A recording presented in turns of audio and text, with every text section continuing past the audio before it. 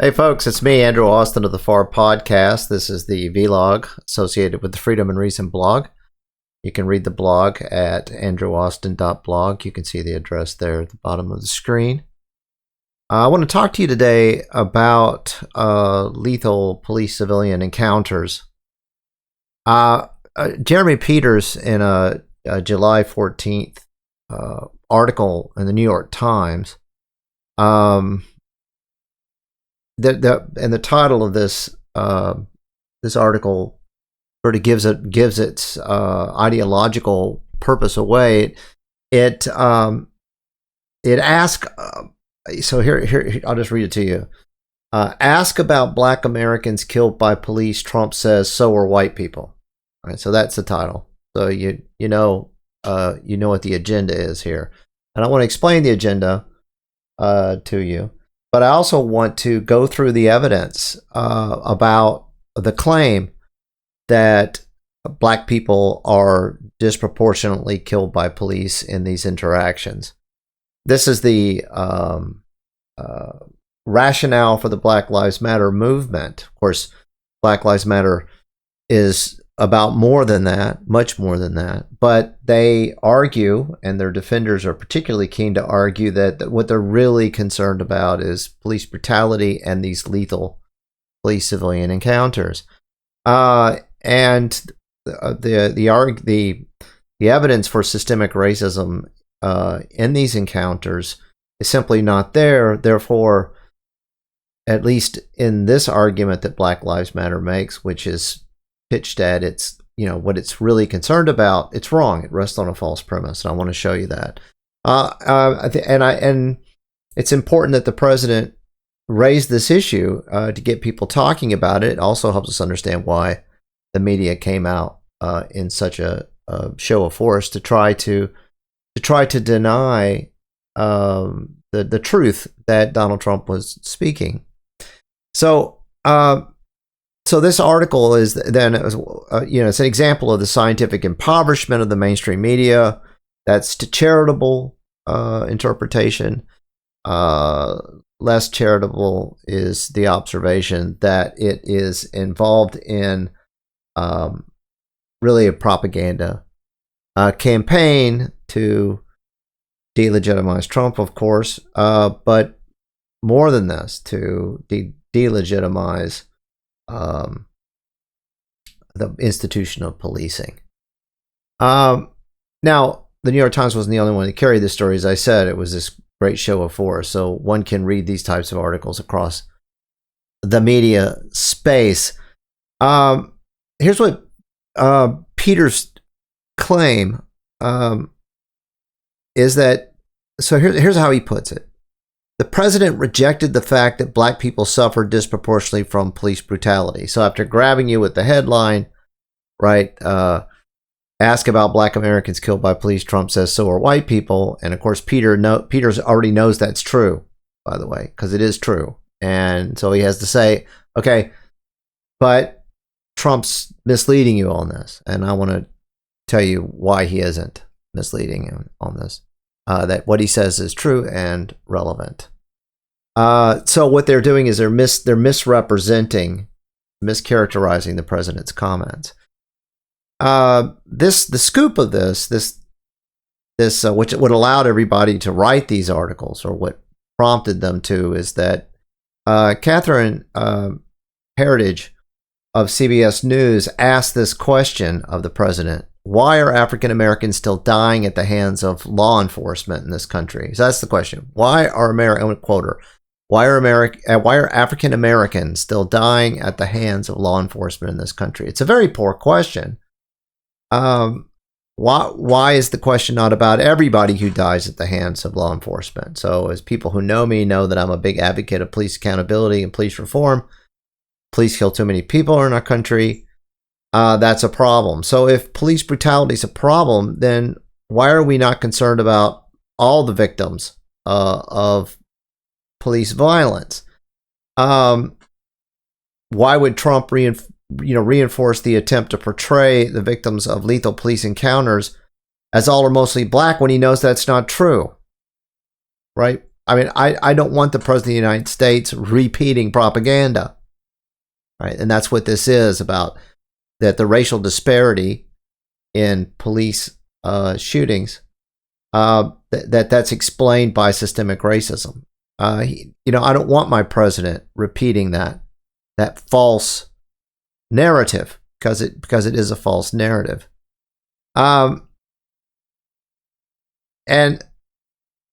one of the big problems with the narrative is it disappears the white victims of lethal police violence. What I'm going to show you is that by far more white people are killed by the police than black people. Twice as many.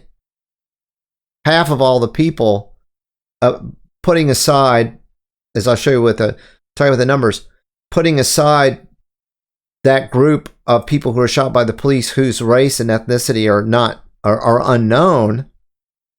It could be white, could be black, could be Hispanic, could be Asian. Putting that aside, if you take the bulk of the killings, half of them are whites. As I'll show you, blacks comprise a quarter of the killings. So whites are far more likely to be the victims of lethal police civilian encounters than blacks are. And so you disappear the white victims. It's like they do the same thing with poverty. There are 3 times more poor whites than poor blacks. But when we talk about poverty in this country, only in terms, as we do, of racial inequality, the racial disparities, you disappear all the poor white people. In fact, you even say that all white people have privilege, even though they are more likely to be poor than blacks are. And there's a proportional, the logic of proportionality comes to play in here. It's a way of diminishing the total numbers. The fact that more white people are poor than blacks, more white people are killed by the police than blacks. So they're disappearing white people in this. That's part of an agenda, of course, to disappear white people, to marginalize them and disappear them. The questioner doesn't seem to recognize that she can easily answer her own question. Because police confront violent offenders who are often armed, engaged in violence, or resisting in a manner that threatens the safety of the officer or the safety of others, it follows that black males are more likely on a proportional basis to fit that description. If you don't assume ahead of time, right, that there's systemic racism. That's a crucial part of this. If you said, I'm not even drawing any conclusions about, I'm not starting off with the presumption of racial disparity. I'm not looking at the statistics with the explanation already in mind. I'm looking at the statistics and I'm saying, black people are more likely to be shot and killed by police proportional to the representation in the population, because that's the argument they want to make. Well, then it follows that they're putting themselves in a position that increases the risk of a lethal outcome in those encounters. So it's a terrible question to ask, and that's what Trump says. He says, what a terrible question to ask. Remember her question, why are African Americans still dying at the hands of law enforcement in this country? All right, first of all, as if you could have nobody dying at the hands of law enforcement, and which is just, it's hard for me to believe that somebody could be so profoundly ignorant as to not understand the reality of law enforcement in the United States, which is a very violent country. Absolutely absurd. What a terrible question to ask, Trump. Trump responds. Indeed. And he says, so are white people. That's what he adds, follows up with. So are more white people, by the way. Now, I'm going to give you the numbers. And it's shocking to know that people aren't aware of this, but I'm going to give you the numbers. And the public isn't supposed to know this. That's pretty clear. So it's not, you didn't learn this from the media saying, oh, let us help you understand this. What you get from the media is, oh, the president said something that was true. Let's tell you why it's not. What could be more obvious than what they're up to? And so they've scrambled to confuse Trump's point. So Peters writes this. He says, statistics show that while more white Americans are killed by the police overall, people of color are killed at higher rates. That's a very confusing way of putting it, because by people of color is referring to non-whites. But I can tell you that Asian Americans are going to be underrepresented, proportionally speaking, because I'm going to get to the proportions in this.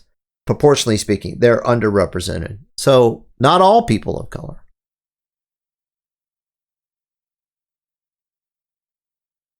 So statistics show that while more white Americans are killed by the police overall, so you said, I'm getting ready to tell you why that doesn't matter.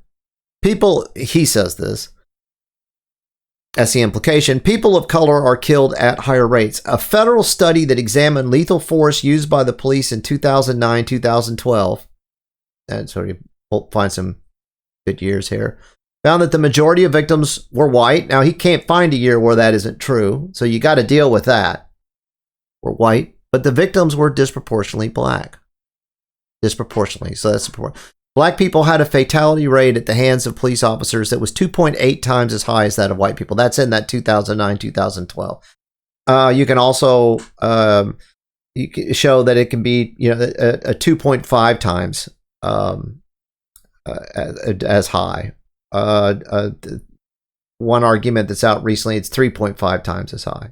So we can accept that. Yeah, I mean, relative to their population size, African Americans are overrepresented in these encounters.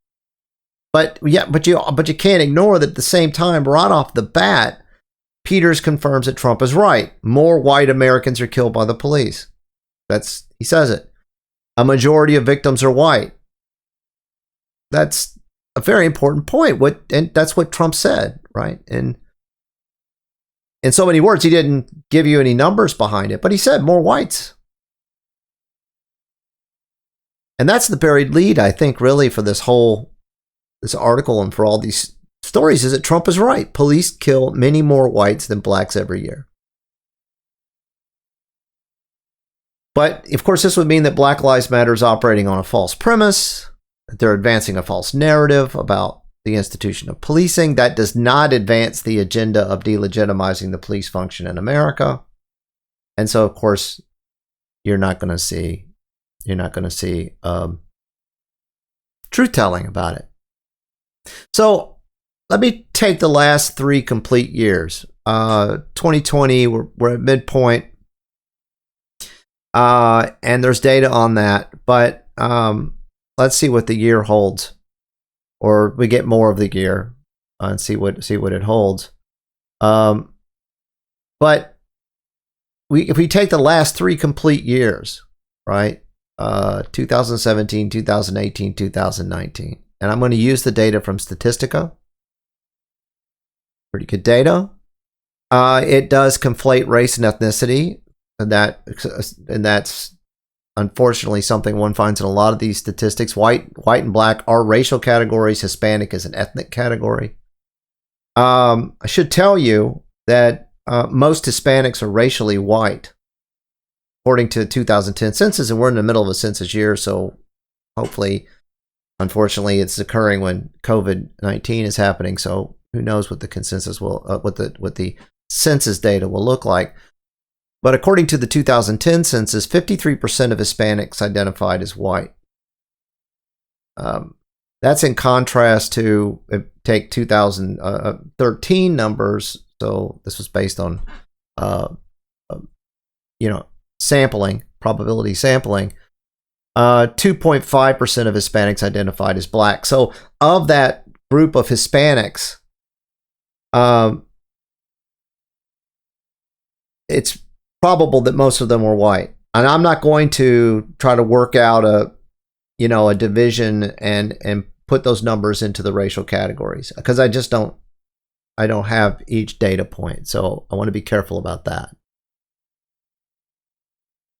So I'm not going to adjust the numbers in light of that, since I don't know how the Hispanics in the numbers are identified. I can tell you that as you get into the inner city, the proportion of Hispanics identifying as white decreases, but it's still a plurality of Hispanics identify as white. then, you know, and I don't know how much longer that'll last. The racialization, the retribalization of our society and racialization, we're starting to see the racialization of all sorts of populations that have been considered white. Hispanics are one of them.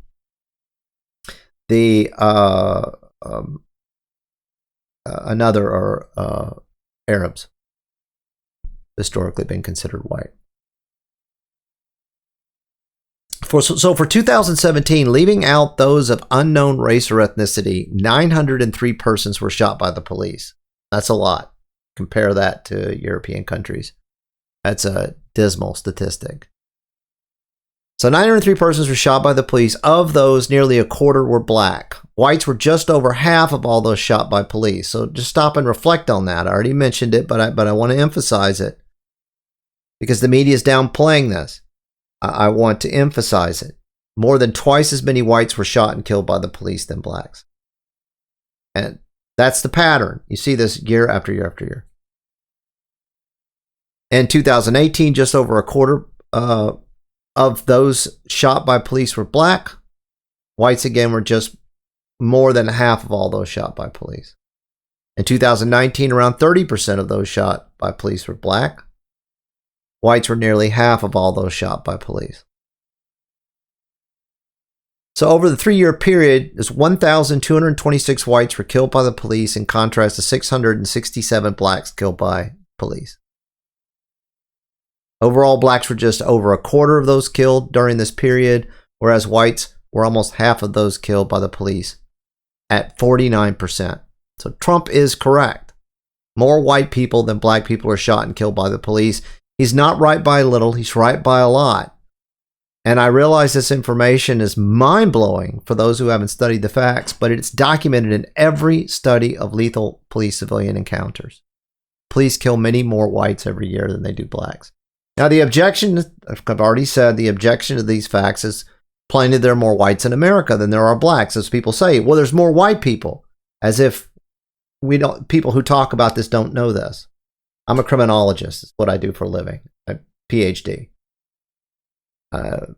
Tenured professor at a public university who teaches this stuff, who does this research. Like I don't know that there are more whites in America than there are blacks. And the objection means to drag the argument onto the ground of probability, proportionalities. I'm prepared to go there. I understand statistics. So people of color are killed at higher rates. The victims are disproportionately black. That means relative to population, blacks are more likely to be shot by the police. The overrepresentation of black shootings becomes a racial disparity. So that's what we mean when we say racial disparity. And that it's assumed that this racial disparity is explained by systemic racism. Now, this is a real problem with this, you know, the critical race theorists make this argument. Progressives make this argument all the time. Disparities, in their view, is prima facie evidence of discrimination. That if I see a demographic difference, so if the average in this demographic group is lower than the average in this other demographic group, I make an assumption that that's discrimination without any evidence that it is. I say that it is. An inequality presumes an inequity in this way of thinking. Now, this comes out of the whole,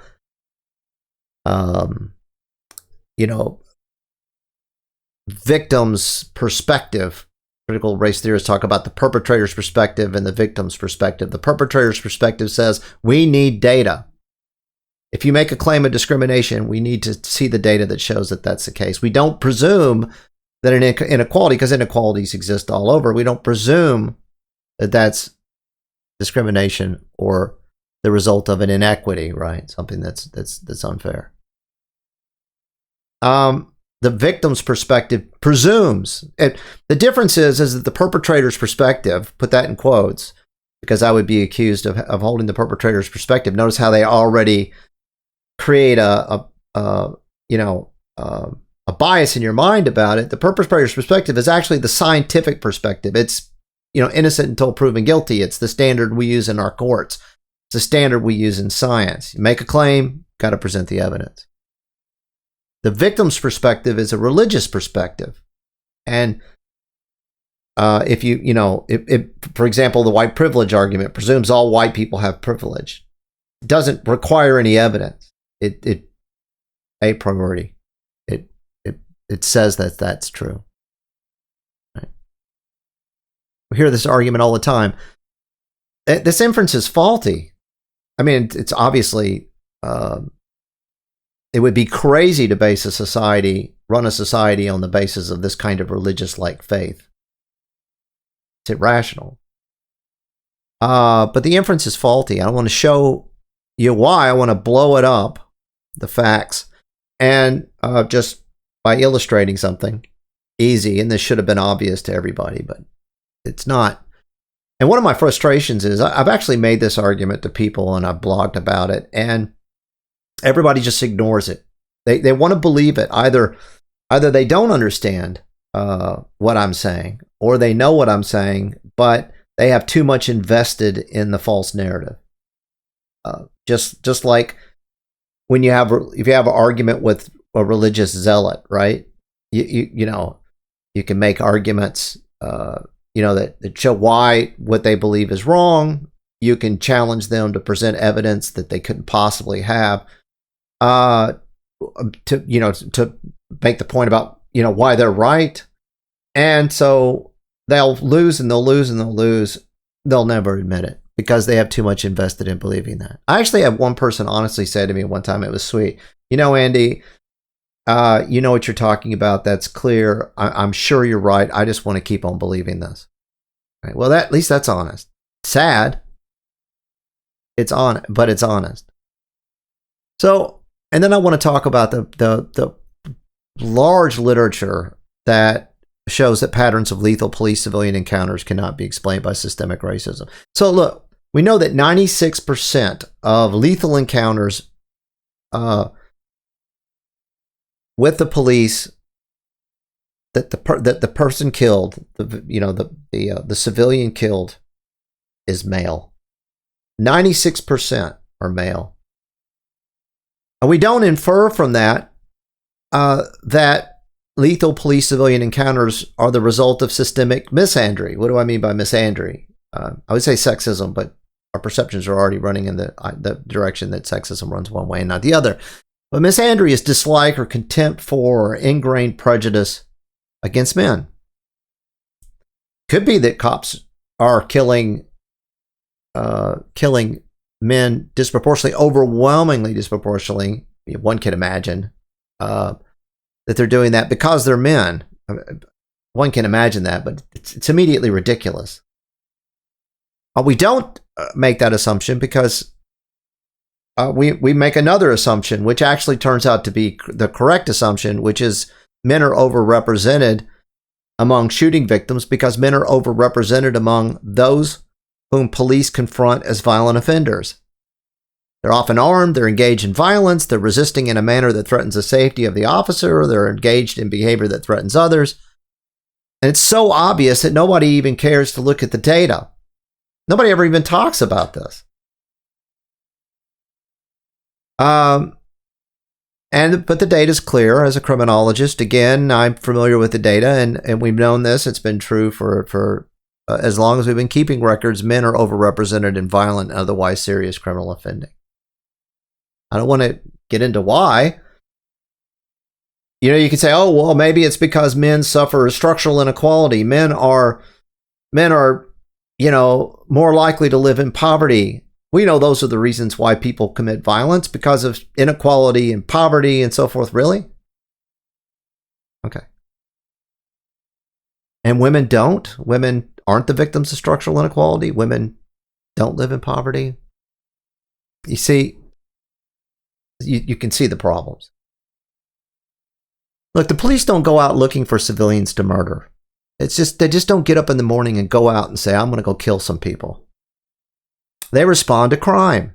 They want to come home at night. They don't want to be to their families, right? And to their lives. They don't want to be killed. Police aren't out there looking for trouble. They respond to crime. That's their job. And what a thankless job it is. Just look around. And you try to talk about them as heroes. You try to talk about the hard work and dangerous work they do, and you'll get creamed out there. Glorifying, when you're an authoritarian, glorifying the police. You hear this all the time. If a person puts himself in confrontation with a police officer, if he's a serious offender, if he's armed and representing a threat to officers and to others, then he's at greater risk to be shot by the police. So it follows that if black males are more likely than white males to put themselves in this position, they are at greater risk for being shot by the police compared to whites. Why is that difficult? Why is that difficult to understand? Why isn't that the assumption?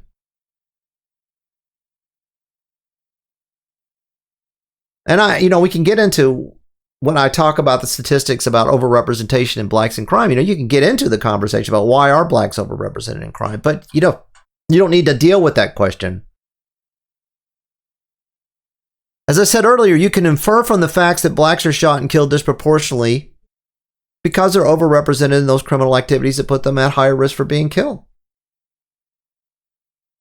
The way that the problem has been framed ideologically prevents you from making that inference, but which you easily make when we talk about the fact that males are overrepresented in lethal police civilian encounters.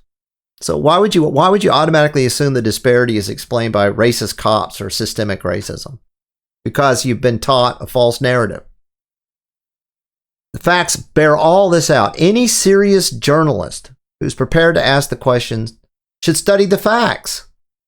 Black males are responsible for more than half of all homicides in this country. Last year, I think it was 53%.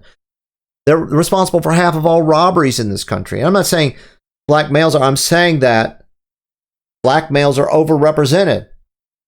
That is, if you look at who commits most murders, if you look at who commits most robberies, it's black males. Those are the two most serious violent crimes recorded by the FBI.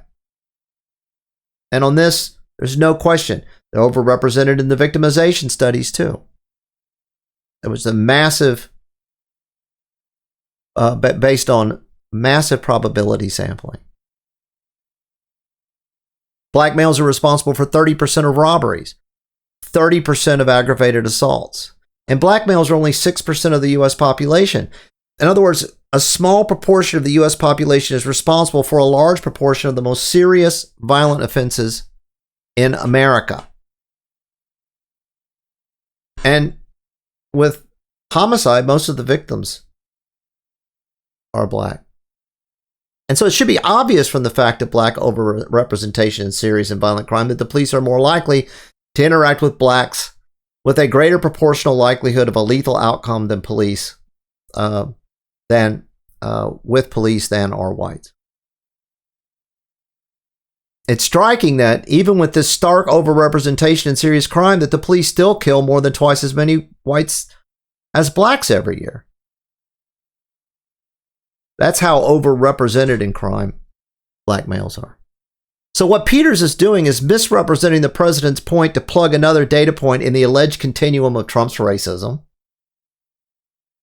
That's their goal, to delegitimize him by painting him as a racist. The objective is not only to mischaracterize the president's comments, it's also to confuse the public over the reality of lethal police-civilian encounters. The very reality that Trump is alerting the public to, and you need to know this. The media has been keeping you from this. The president tells you about it, and the media says, no, but here's why he's wrong. Please don't think about this. Please don't know about this. We have an agenda here. We're trying to promote Black Lives Matter. And you should go to Black Lives Matter webpage and look at what they actually stand for. You should study what they actually stand for. Don Lemon says, they're only concerned with police brutality. But read their webpage and find out what they really stand for. Find out who they are. So this analysis that I'm presenting to you is backed up by scientific research that looks specifically at the role that context and crime rates play in lethal police-civilian encounters. And the evidence is clear. There is no systemic racism in lethal police-civilian encounters. In fact, there's not much evidence for it in criminal justice system at large. And I'm going to probably wind up saying something about that. But a couple of things about that, but I do want to try to stay focused on this police, the police issue. So, we've known this for 30 years. William Wilbanks, in his book, The Myth of the Racist Criminal Justice System, which was published way back in 1987, produced a comprehensive survey of contemporary research studies of his time, right? Searching for evidence of discrimination by police, prosecutors, judges, and prisons, parole officers. He looked at provisions of counsel, police deployment, use of deadly force, bail decisions, plea bargaining, sentencing patterns, inmate classification, discipline. And he says that there are individual cases of race prejudice and discrimination. They do occur in the system. We all know that. Nobody denies that I know of. But there's insufficient evidence to support a charge of systemic racism against blacks in the criminal justice system. He summarizes, quote, "At every point from arrest to parole, there's little or no evidence of an overall racial effect." And it's a book. It's comprehensive. Now, when I was writing my dissertation in the second half of the 1990s, so 98, 99, I ran across this book, but then there were all these critiques about it, like Jeffrey Ryman's critique in The Rich Get Richer and the Poor Get Prison. And I also have to say that I was, fully inside the New Left bubble there in the academy as a sociologist in a radical program.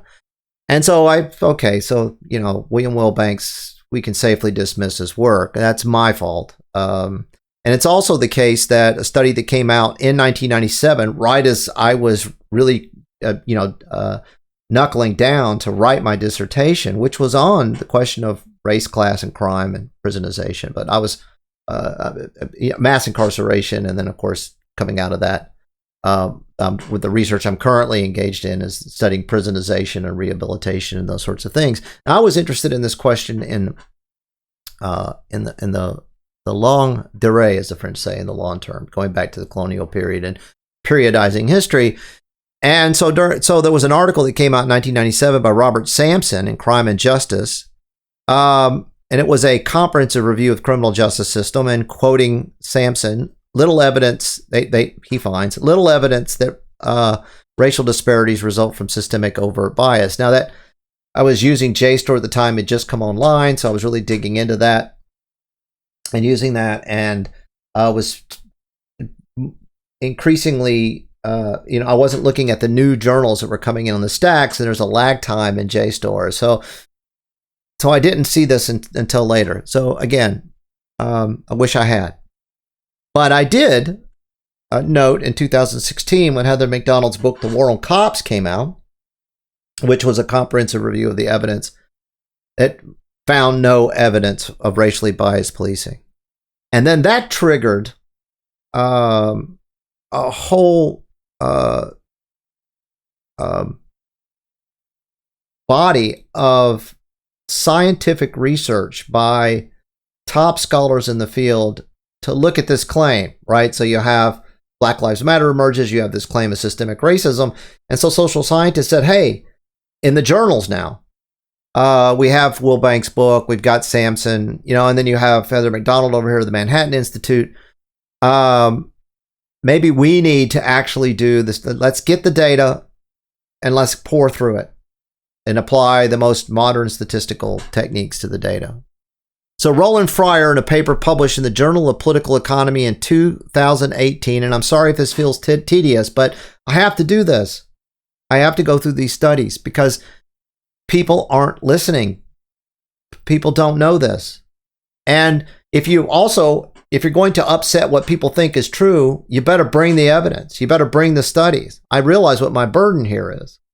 People are not going to do this on their own. I'll be lucky if I get them to, consider what I'm presenting here. That's where we're at as a country. And I'm sorry to be so critical, but it really is incredible.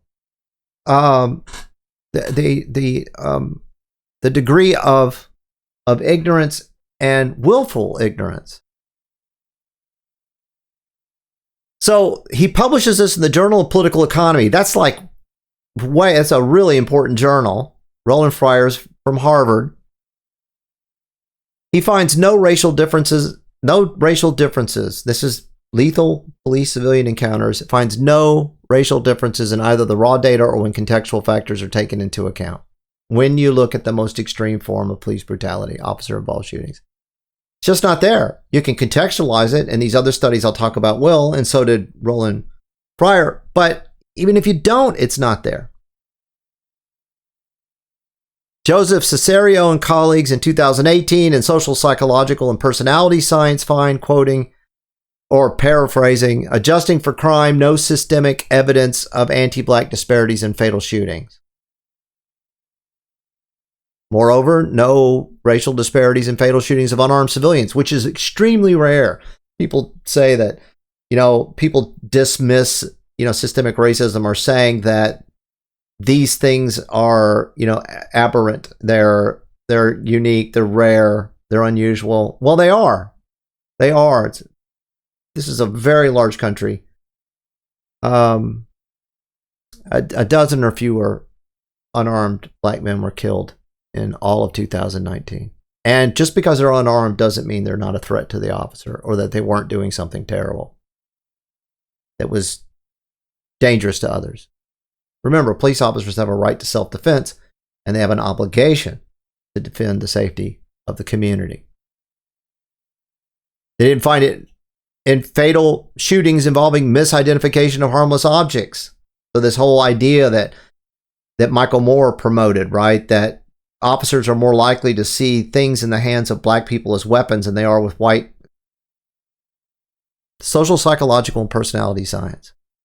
The authors conclude that when analyzing all shootings, that exposure to police, and that exposure concept's important, that'll come up again and again, given crime rate differences, accounts for the higher per capita rate of fatal black shootings for blacks. So when you identify it, when you find it, you can explain it in the same way that you can explain why 96% of the victims in lethal police civilian encounters are men, because they're overrepresented and more likely to be exposed to that potential outcome. Charles Meinefeld and colleagues find in a study published in Public Administration Review in 2019 that white officers appear to be no more likely to use lethal force against minorities than non-white officers. The pushback I hear from this is that, this is the argument, racism is endemic in policing. That turns black cops into racist killers. So it doesn't matter. It's cops, right? Black cops are racist against other cops, but not because of some organic sense, but because the institution of, and that proves systemic racism, institutional racism, because even black people kill other black people. I'll let you think about whether that makes any sense. Because if you can't find systemic racism anywhere in these data sets, then how are you going to get out of this proposition? In fact, it would seem to suggest that, if anything, there's color blindness in operation there because there are no racial differences in these, what we call perpetrator-victim dyads, right? The pairs. In a study published in the Journal of Crime and Justice in 2019, Brandon Triegel and colleagues, when focusing on violent crime arrest or weapons offense arrest, find that blacks appear to be less likely to be fatally shot by police officers. Less likely.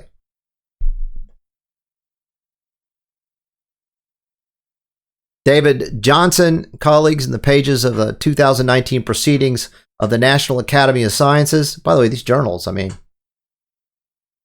if you're not an academic, you might have heard these names. We're talking about some these are peer-reviewed scientific journals. Anyway, David Johnson and colleagues find that it is the rate of violent crime, not the race of the officer, that determines police shootings. It is the rate of violent crime, not the race of the officer. So white cops aren't out there killing black suspects. So what Johnson's speaking to here, as was Cesario, is what we call the exposure hypothesis. If you remember, I said that was something to keep in mind. That's where serious criminal activity increases the likelihood of officer-civilian interactions, and this influences the frequency of police shootings. So if you're exposed in these kinds of situations more, say, one demographic group's exposed more than another demographic group, then you'll see the disparity. So if you say, well, maybe they're exposed because police are targeting black people, but we know that isn't true. We know that it is black crime that is bringing black people into these scenarios disproportionately, and therefore that explains the disparity. Triegel and colleagues, just like Johnson Associates, find that when you take crime rates into account, the bias in shootings appears to be against whites. Police officers appear to be more reluctant to shoot black suspects. Caitlin Jetelina and Associates in the American Journal of Public Health find that when controlling for other factors, the observed significant relationships between race and ethnicity, these dyads, and the use of force, they dissipate. They go away. So you can point to the disparity. You can point to the inequality. You can say there's a difference between these groups demographically. And people have come back to me all the time wanting to point that out. And they'll share an article that says blacks are 2.5 times more likely, than whites, or 3.5 times. That's fine. But you're not making an argument, right? You only think you're making an argument because you already assume that there's systemic racism. You already think you have the explanation for why you see that disparity. But all of the evidence shows us that disparity is explained by overrepresentation of African Americans in serious crime and contextual factors. Now, ex-cop Reddit Hudson said in a Vox article back in 2016, when all this research started really happening and being rolled out, he said, racism is woven into the fabric of our nation. You hear this, I hear this all the time. Or it's in our DNA. You hear that. The country was stamped from the beginning. At no time in our history has there been a national consensus that everybody should be equally valued in all areas of life. This is how he closed the article, very lengthy article that he writes in Vox. And we hear this all the time. The first sentence is really, sorry if it sounds dramatic, but it's really an evil metaphor. It's like saying racism is in our DNA. If racism is woven into the fabric of the nation, if it's in our DNA, then the only option is to throw away the fabric or to kill the organism, right? I mean, you can't disentangle it. The DNA code sets up something, and that's what it is. It has to die or be killed. If it's woven into the fabric, then you can't keep the fabric. If you unravel it, then the whole thing unravels. Think about the metaphors they're using. That's really what they want. They want to dismantle or destroy the country. And that second sentence is false. There is a national consensus that everybody should be equally valued in all areas of life. Look, this is a country that overcame slavery, it banned the slave trade, overcame slavery, overcame Jim Crow segregation, de jure segregation. And now it's against the law to discriminate against black people in this country. Nothing can be more obvious than the fact of a national consensus that everybody should be equally valued in all areas of life, along the lines of race. And it's just as obvious that there are people who hate America and want to dismantle it or destroy it. And then the police, they feel, are an easy target because there's a statistic that they can mislead you with. And meanwhile, denying all of these data, all of these studies. Now, it's just amazing. If the media were responsible, they would come to you and they say, hey, you've heard this about the police. You've heard this about systemic racism. Guess what? All the science says that's not true. Because our job as the media is to inform you, to make sure you're not misinformed.